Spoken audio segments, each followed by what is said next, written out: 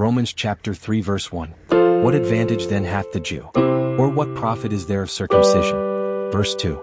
Much every way, chiefly because that unto them were committed the oracles of God.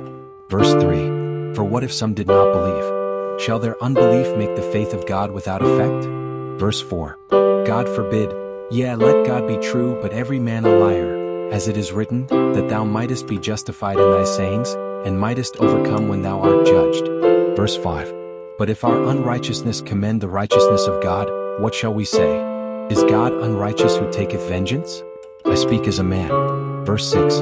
God forbid. For then how shall God judge the world? Verse 7. For if the truth of God hath more abounded through my lie unto his glory, why yet am I also judged as a sinner? Verse 8. And not rather as we be slanderously reported, and as some affirm that we say, let us do evil, that good may come? Whose damnation is just.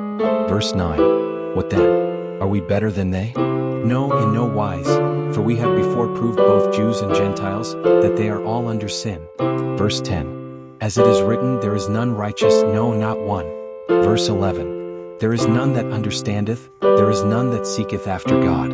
Verse 12. They are all gone out of the way, they are together become unprofitable. There is none that doeth good, no, not one. Verse 13. Their throat is an open sepulchre, with their tongues they have used deceit, the poison of asps is under their lips. Verse 14. Whose mouth is full of cursing and bitterness. Verse 15. Their feet are swift to shed blood. Verse 16. Destruction and misery are in their ways. Verse 17. And the way of peace have they not known. Verse 18. There is no fear of God before their eyes. Verse 19. Now we know that what things soever the law saith, it saith to them who are under the law, that every mouth may be stopped, and all the world may become guilty before God. Verse 20.